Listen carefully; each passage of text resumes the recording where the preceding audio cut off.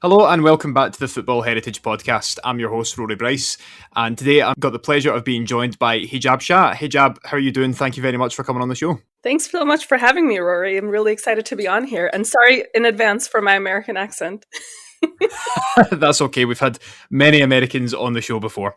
No, thank you very much for joining me. It's great to have you on.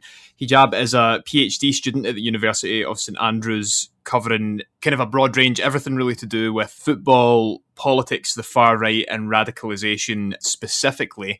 And today we are going to be talking about very little of that. We're actually going to be talking about football tourists and everything that comes with saying those two words. It's really going to be from the perspective of Hijab growing up as part of the Asian community.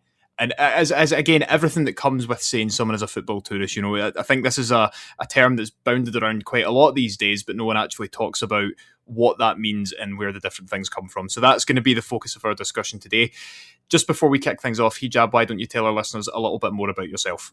Sure thing. So, as you mentioned, I'm currently a PhD student studying the role of sport, but football more specifically, in radicalization and counter-radicalisation. My background professionally prior to starting my doctorate was as a counterterrorism and defense research analyst. So I did that for about 10 odd years before deciding to change tracks a little bit.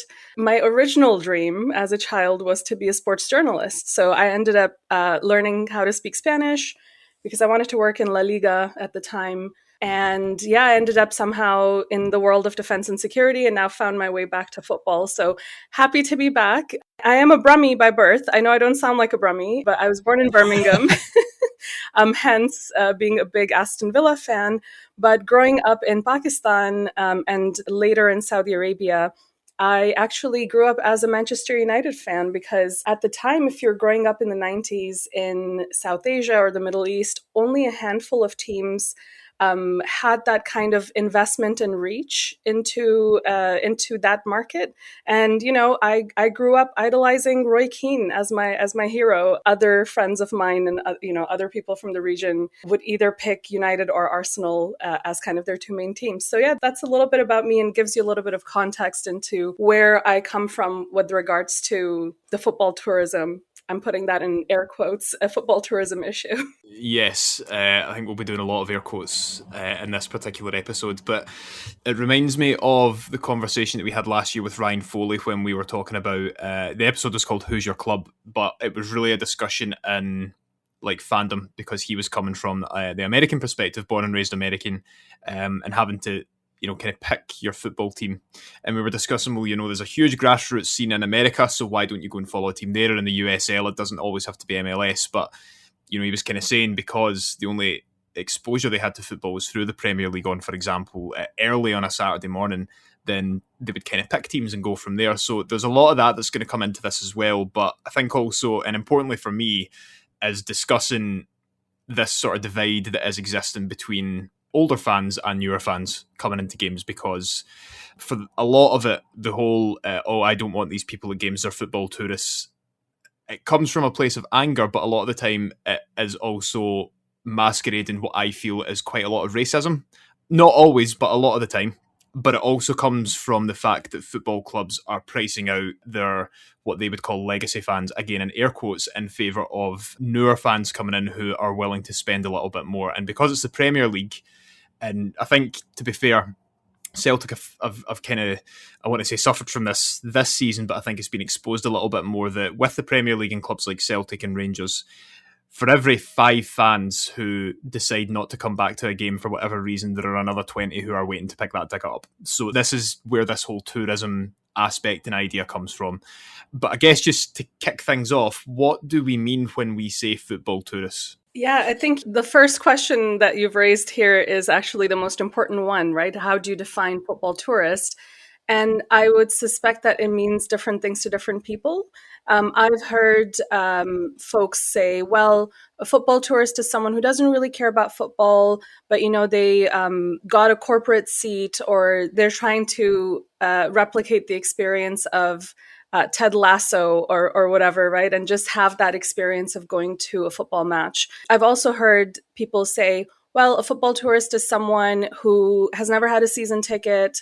They come to games kind of casually once in a while. They might support that team, but they're not they are not the old guard. They're not someone who's been coming to the games for 30, 40 plus years. Yep. I've also heard, it's funny you use the term new fan. I'm 37. I've been a football fan since I was about 7 years old. I think 1996 was like the first big tournament that I remember. So I've been a football fan for 30 plus years. I'm definitely not a new fan, but I'm treated as such because I don't fit the visual demographic of someone who would be considered quote unquote a heritage fan, right? So, again, if we're defining it as an academic, I have to do that.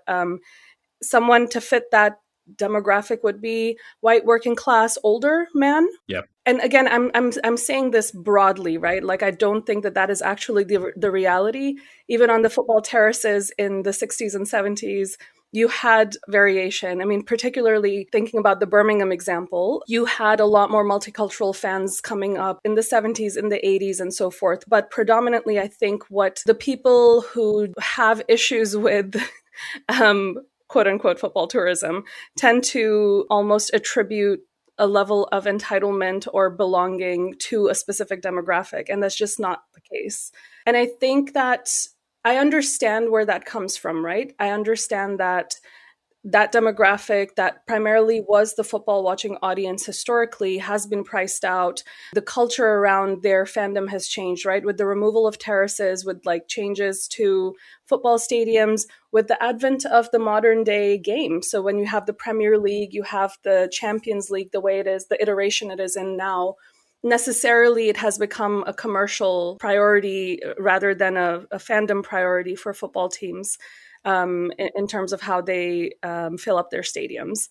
So I find that there is a lot of anger against that structural change that has altered people's historical and kind of heritage association with football. But the blame is being put on people that probably don't deserve it. And it is a bit reflective of the politics of the time as well, because 100%. Again, it's easy enough to point fingers at someone who doesn't quite look like you. Yeah, I think that's a really good point. There's a lot of interesting things that you brought up there. I think, first of all, to go back to what you said at the beginning, a lot of what football tourism, I think, should be is a kind of wider part of societal trends surrounding social media, where being at quote-unquote the big event and being able to show it off to people is why you're there, as opposed to the actual event itself. People will buy tickets just so that they can say they were there. Mm-hmm. And there is a lot of exploitation where the costs of that come into play as well. And football's the exact same.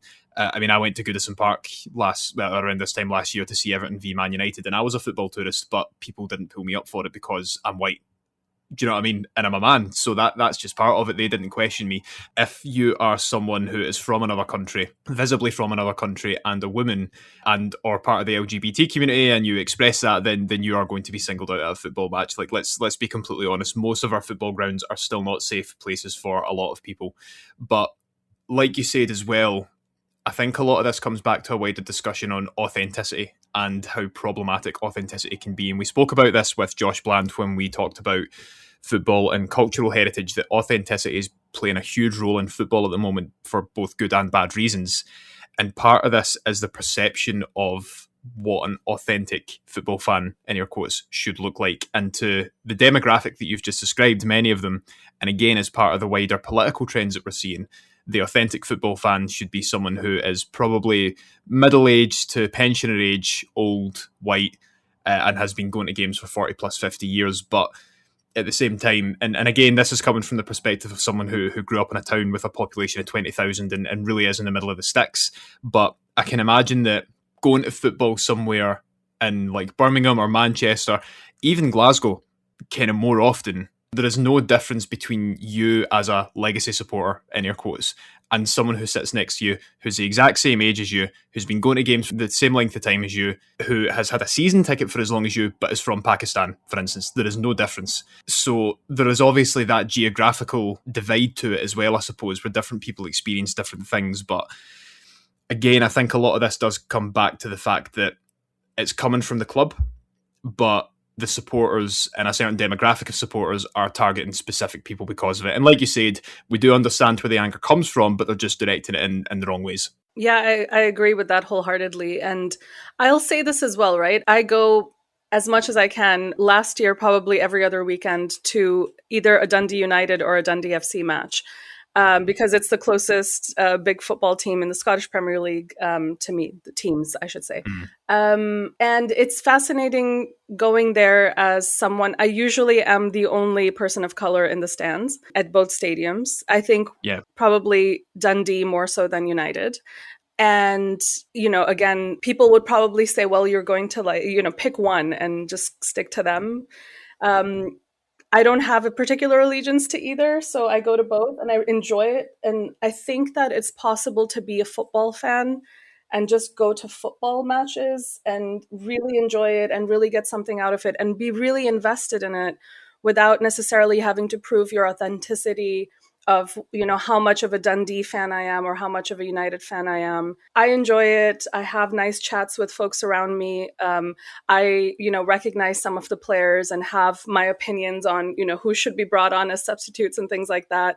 Yeah. And I think that I'm using that as an example more broadly because I think what people miss out in this kind of conversation around authenticity of being a football fan and so forth, you can just have a love for the sport. You don't need to necessarily, nobody gives any shit to Scottish fans that travel to Napoli to go watch Scott McTominay play. I went there for my PhD research. The minute you put on a Napoli shirt, you're one of the crowd, right? And it helps that Napolitanos look similar to me, so I blend in. So I don't get the kind of grief that I might experience in other places. Having said that, I will say that I, thankfully, fingers crossed, and I hope it stays this way, I've never experienced direct discrimination at any football match that I've been to in the UK. I've heard stuff around it. There's a lot more that's happening online, but actually being there in person,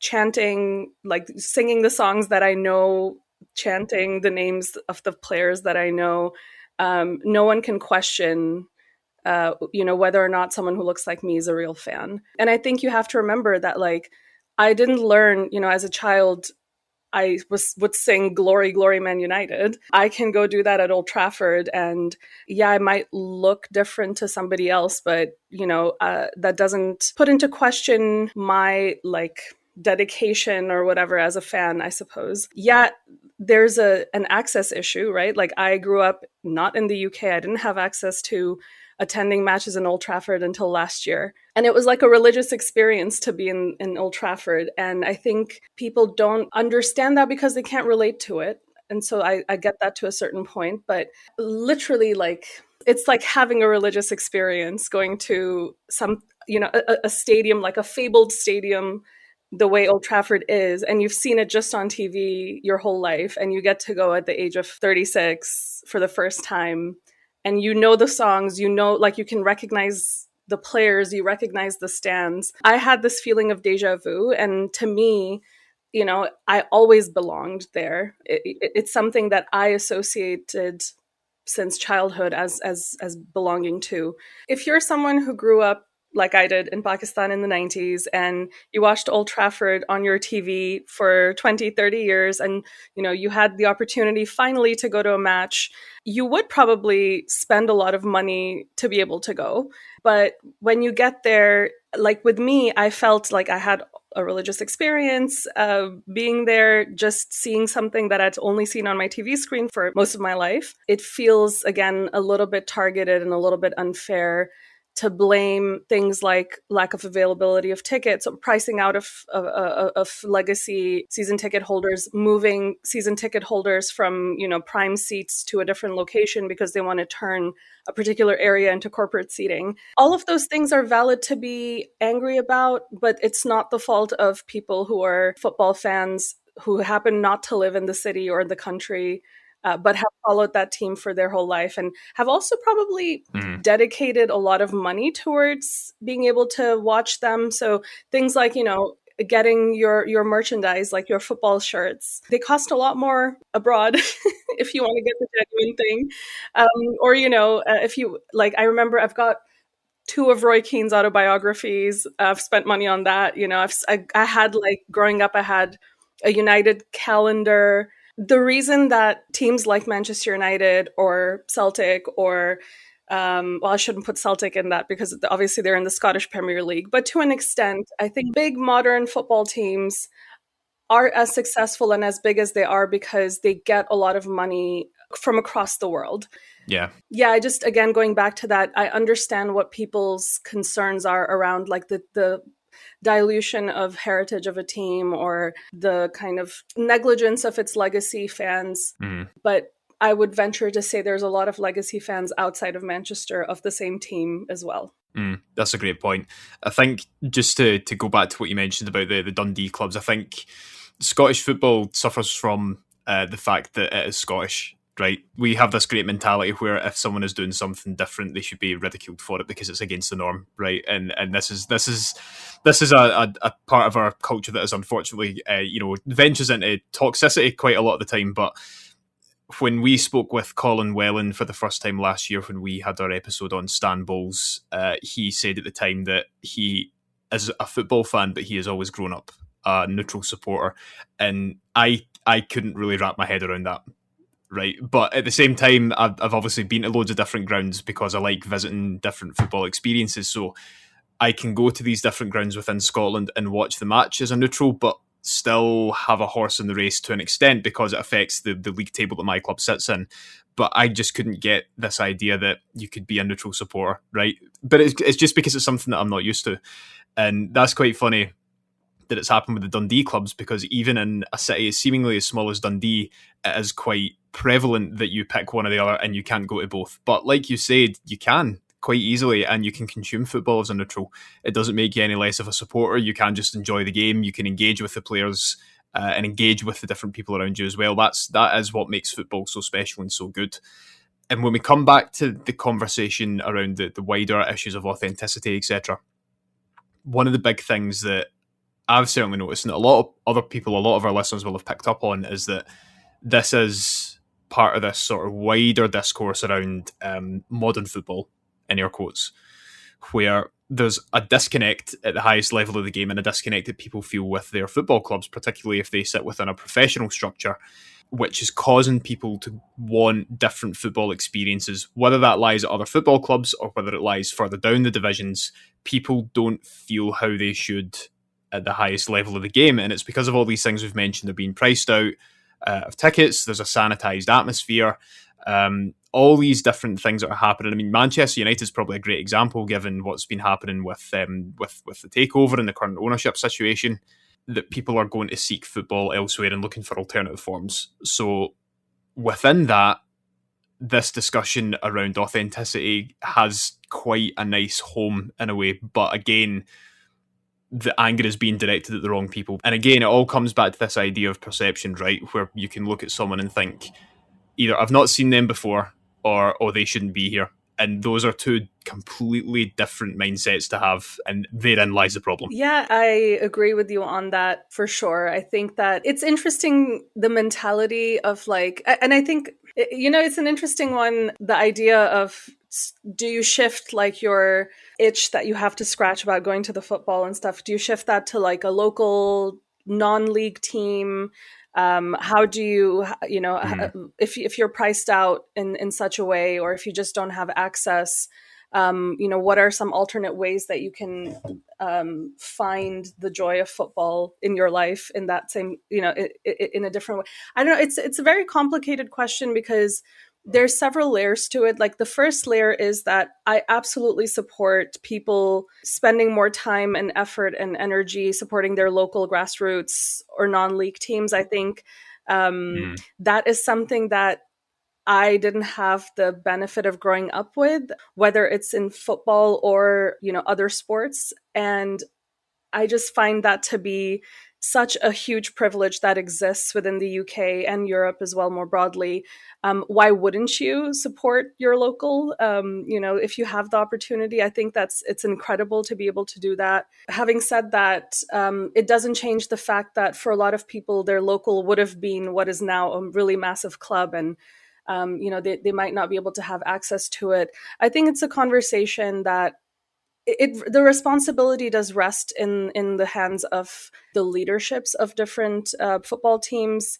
I think that some teams make a huge effort to really engage with their community. I use Birmingham as an example because I know it best, but Aston Villa as an example has, their foundation does a lot of work in the immediate community, which happens to be quite diverse as well. Like there's a big diaspora community that's been there for many generations. And so they're trying to make a more concerted effort to engage with them as a club, like as the club leadership or foundation, they've recognized that as a gap.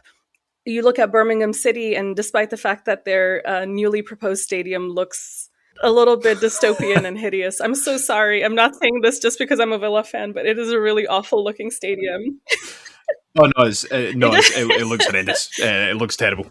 I think you'd be hard placed to find anyone that Honestly, thinks it's a good idea. It looks so awful. And apparently, the chimneys that are there are supposed to blow blue smoke out on match days, which is just obnoxious. It's hilarious. I do think though that like when you look at some of the nitty-gritty details of the proposals around what else they want to do around there's this recognition of taking care of your community and involving your community. If you go to a Villa match, you walk past a bunch of people's houses before you actually get close to the stadium.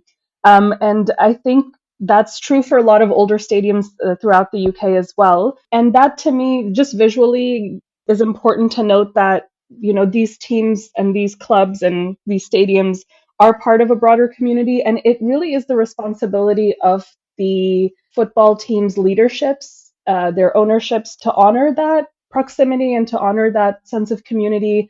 I know that in Birmingham, there's been a really big concerted effort to reach out to the community that is immediately around the stadiums there. In Aston Villa's example, the Aston neighborhood is quite a diverse neighborhood.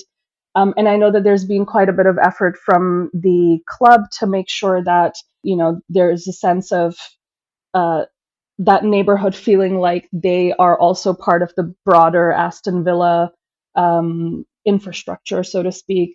So the foundation does quite a lot of work within the community. It's really nice when you go to a football match, particularly one that's during the day, and you see the kids playing in kind of the play areas that are surrounding the stadium, whether it's football or any other sport. So the reason I bring that example up is that, we hear so many criticisms of teams that are maybe owned by international owners or by owners who have lost track of that sense of community. And maybe that's part of the disconnect that a lot of fans feel between their club's priorities and themselves as fans. So it's really important to focus on who has that decision-making power and the actual people that actually contribute to that environment or the climate inside the stadium being what it is, rather than, pointing fingers at quote unquote football tourists. I will also say on that note too, I think, we have to adjust to the realities of our communities as well, right? Like communities are changing, football fandom is changing.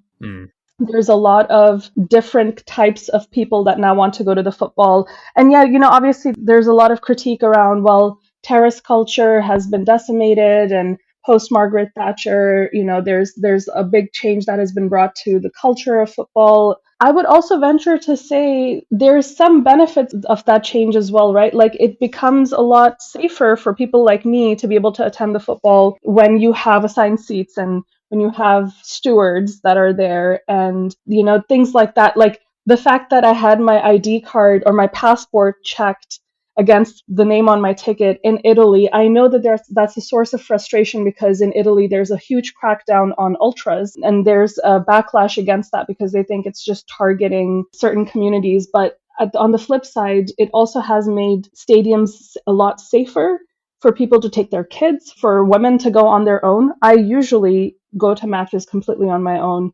something that I would have never dreamed of doing even 5-10 years ago. But I feel confident being able to do so because there has been a bit of a shift. And again, I can understand why some of that is negative for some people, but there's good and bad in all situations. And in this case, I would say some of that, like sanitization of football stadiums, is actually beneficial for those of us who previously might not have had access to those stadiums.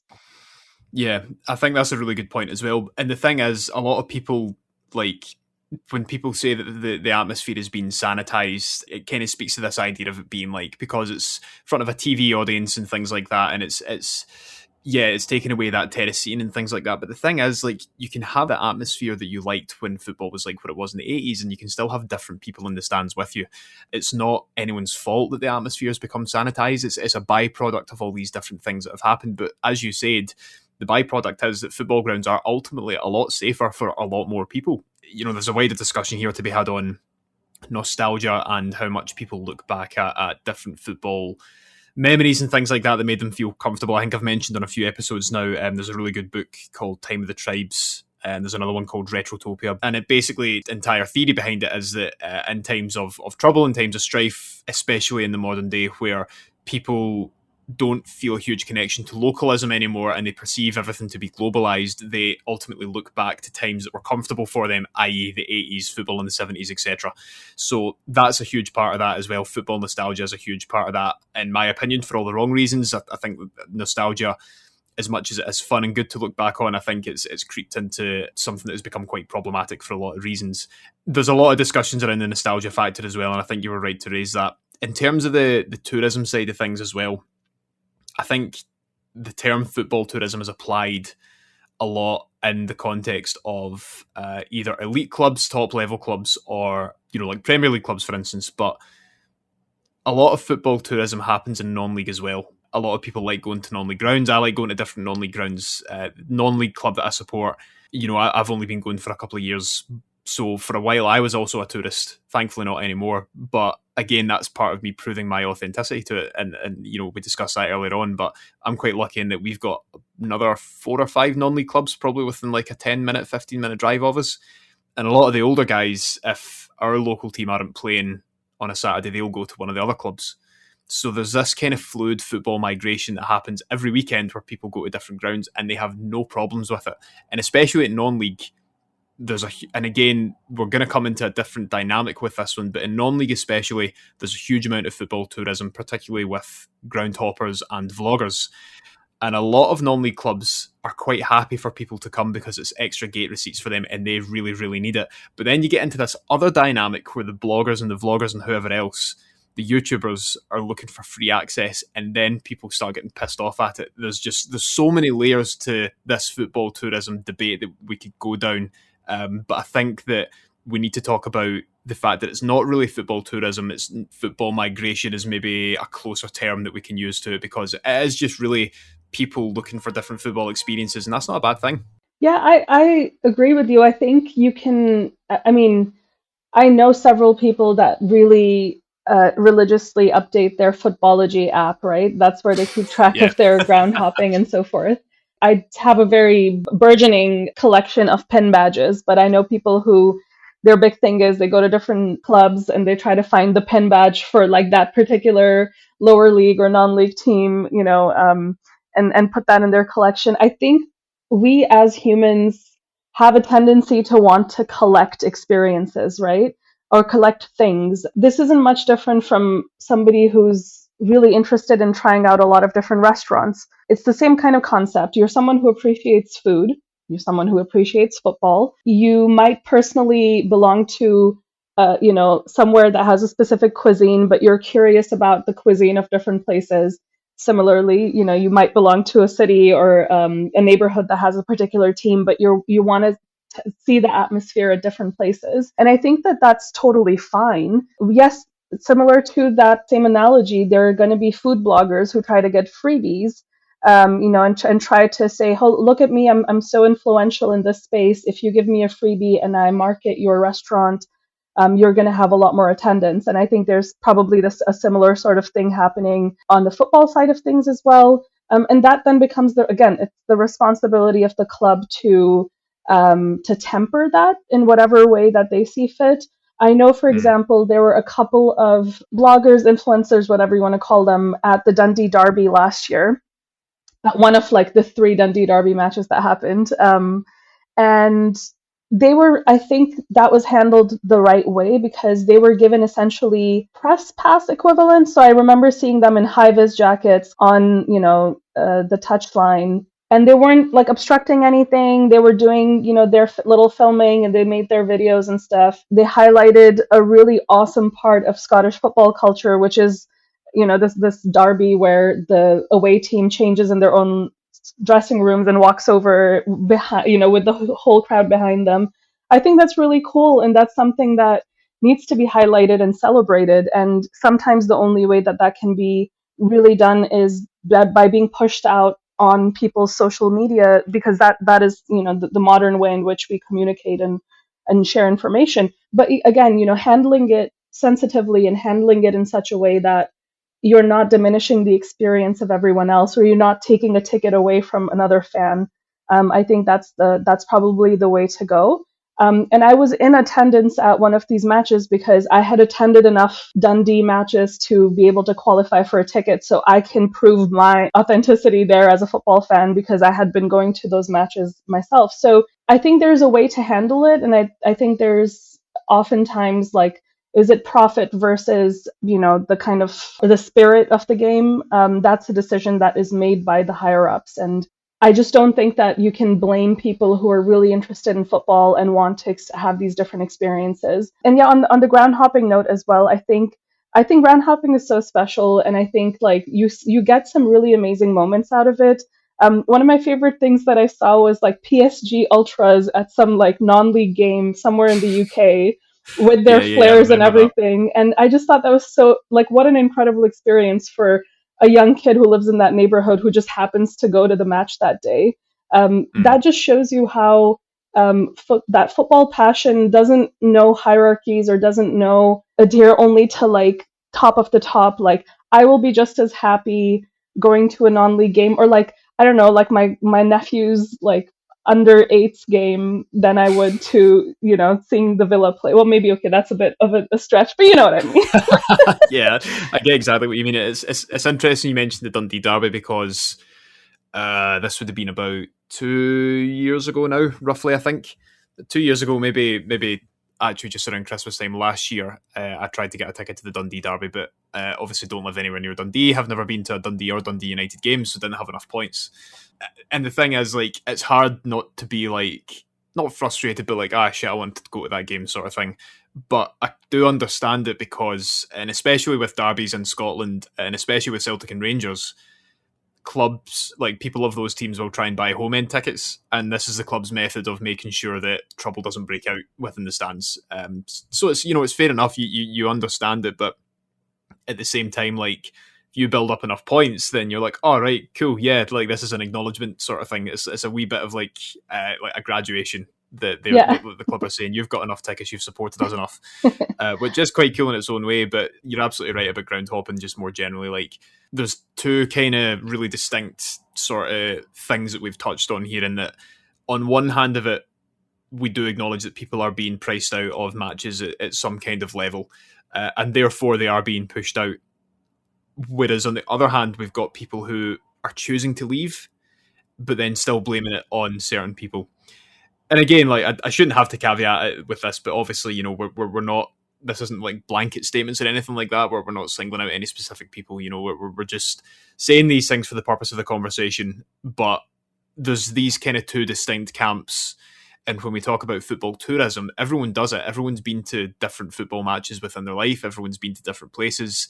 People who go to away games, for instance, do we ever speak about them being football tourists? I mean, that could be a whole different conversation in itself, but it is a really interesting chat that a lot of it boils down to, well, these people who I perceive to be different to me and to my football club are here, whereas I'm struggling to make ends meet, whereas they've just come for a day and they're being put up and they can afford it. So there's an anger around it, but in actuality, like you said, it's the club's responsibility to make sure that everyone is catered for and that it's done in a proper way and a right way. Yeah, I think it's again just a reflection on, the broader themes of why people direct their anger at certain individuals that they perceive to not, belong in that setting. I think it Mm, goes beyond football. I think it's a broader societal or political conversation as well, I because agree. one of the most kind of celebrated and oldest, like stalwart Birmingham City fans that I know is this gentleman, Mickey Singh, who is just such a character. He's brilliant. He's a Sikh gentleman. He was born in Birmingham, so his father came to the UK in the 50s or 60s, I believe. He's been going to Birmingham City matches since he was 7, 8 years old, maybe. But no one is going to tell me that he doesn't deserve, like, that he's not a legacy or a heritage Birmingham City fan, right? Yeah, But there yeah. are going to be people who look at him visually and say, that maybe he doesn't belong. And I'm not saying that, by the way. I think, again, in Birmingham, it's a little bit different because it is a very multicultural place, and Yep.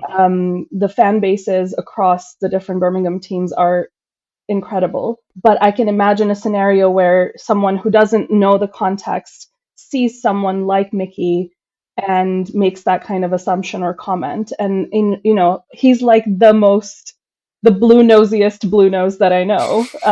So it's just interesting that, like, yeah, essentially these are broader conversations to be had. And also, to go back to Mickey, like, he had to fight his way into, like, there were supporters clubs that wouldn't let him into their premises when he was younger, and that was something that he had to kind of fight his way through and so forth.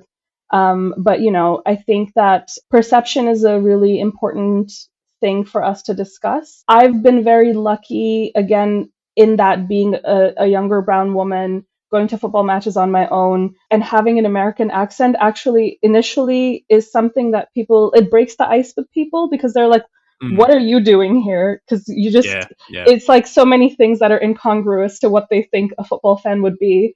And then they see me, like, being a football fan and singing along and all that. Like, there's footage on Sky at some point of me losing my mind when Emi Buendia scored his, like, last minute stoppage time goal against Arsenal, and I was right behind the goal. So, like, there's some footage out there, guys. I'm in a white sweatshirt. If you want to find that, it's really hilarious because I've been sent screenshots of it. But you know what I mean? Like, that's something that I think once people actually interact with those people that they perceive to be different from them or perceive to not quite belong there, they actually realize this is someone who's one of us. And I've been really happy to break those stereotypes on a personal level with people. It happens. I guess in Birmingham, it's more common to have people from all kinds of backgrounds to be there. But like I mentioned, in Dundee, I'm oftentimes one of the only people of color in the stand that I'm in. And it's come to a point where now I, like, see familiar faces. And I feel like, you don't necessarily need to talk to someone, but you can kind of recognize each other. And obviously I stick out. So they probably do realize, oh, that's that girl again with the really long hair. She's going nuts because we scored, and they recognize at some point that you are genuinely there for the football. It is a really good point, though, because kind of another caveat, really, but one thing that I always like to say is that the minority is almost always the loudest. And in the case of what we're talking about, it's not for positive reasons, because that this minority are pointing fingers at people that they perceive to be either watering down or pushing them out of their football experience. When in actuality, and again from my experience, the majority of football fans are more than happy to welcome anyone into their club once they've spoken to people. Once once the ice has been broken, literally, and they realise that they're just another supporter, or even if they're just there for the day to see them, most people are fine with it. It's not really a problem. It only really becomes a problem in specific circumstances. Like I said, going to Goodison last year, like, someone pulled me up for taking a ticket off an actual Everton fan and things like that. To be fair, even I can't remember which match it was. It was either a European match or a Scottish Cup match, where my season ticket isn't in the seat that I usually am, but because it's either normally empty or I can claim another seat, I always claim a seat next to it. And someone came in when there was like 4 or 5 empty seats next to me, and I was sitting in my seat, which is normally my seat, and the guy said, "Oh, that's my seat, I've paid for it," and I had to move to, like, the next empty seat, and I'm just like, well, what's the point? because there's an empty seat, so why don't you just sit there and I'll stay in my seat? So I was really pissed off about that. But the guy was just he was from somewhere else in Scotland, but like I felt really territorial about that, because I was like, well, that's my seat. I paid for that seat, so there is that aspect to it as well, where you can feel a little bit territorial about what you perceive as being your space and your spot. But then to come back to your other point, like about football crowds, obviously probably isn't controversial to say that, and certainly the majority of football crowds are still predominantly white male. Celtic, especially, I can't speak for Rangers. I know many of my friends go there, but Rangers have a big support within the Asian community within Glasgow, particularly in the south side. Celtic to a certain degree, but you were talking earlier about football clubs being in and around their communities, and the East End of Glasgow is a very, very diverse part of the city. But I struggle to see many of those people at Celtic. Might just be the part of the ground that I'm in, but it's always been predominantly very white.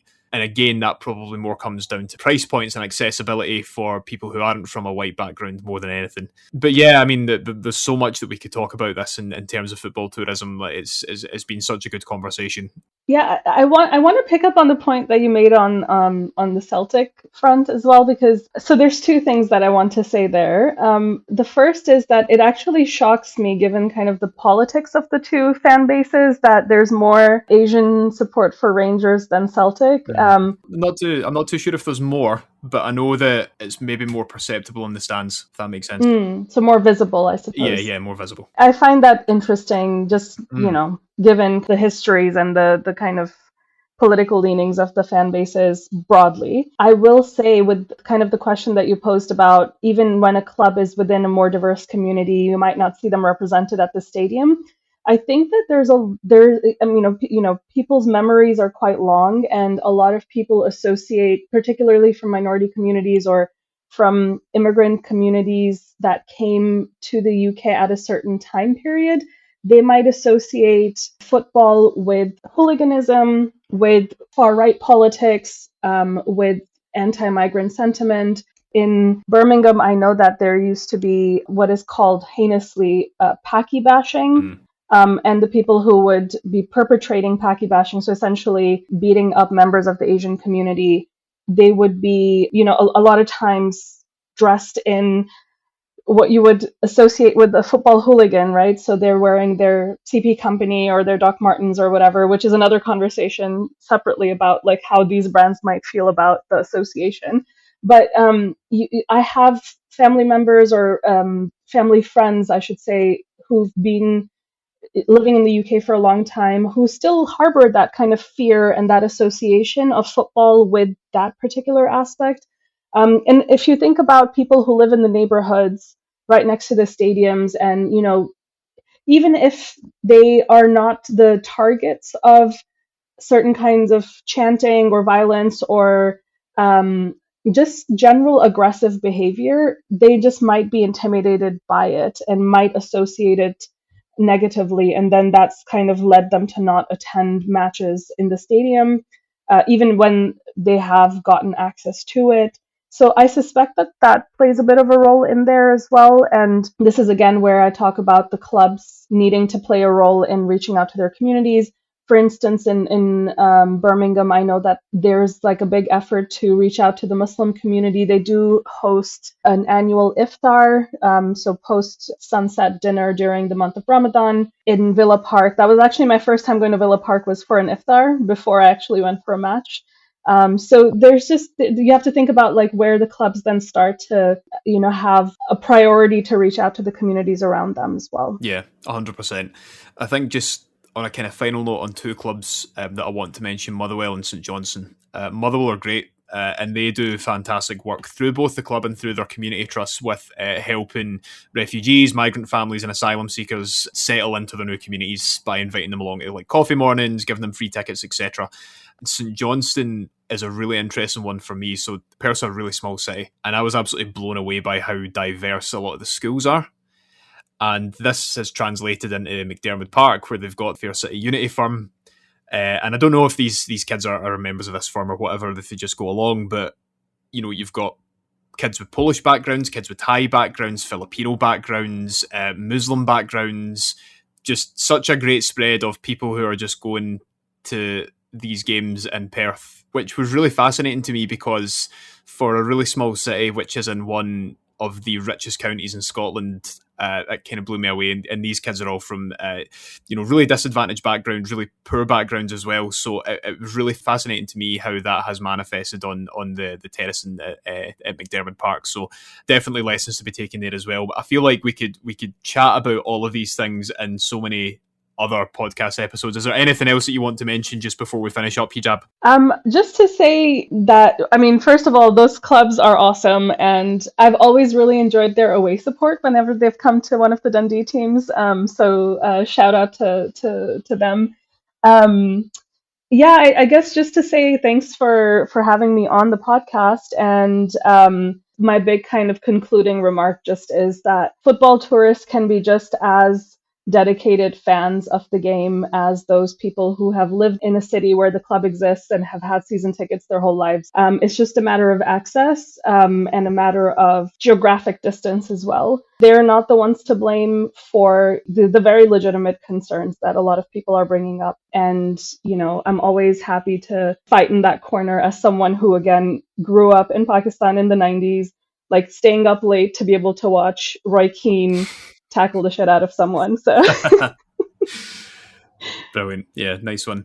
And again, I'd just like to go back to what I said earlier. I feel like I shouldn't have to caveat this just on this. Again, we're not meaning every single fan. We don't mean these as blanket statements just for the purpose of the conversation that we're having. We're not caveating it before every single time we say something, So bearing in mind that we are talking about what is a very small minority of people and not 60,000 people at every single ground in the UK.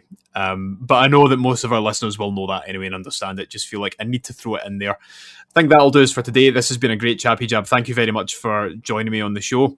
Thank you once again to all of our listeners who have tuned in for this episode. If you have any questions about it or if you want to suggest a topic yourself, you can DM us on any of our social media or you can email us at hello@footballheritage.co.uk. We'll see you all again next week. Goodbye.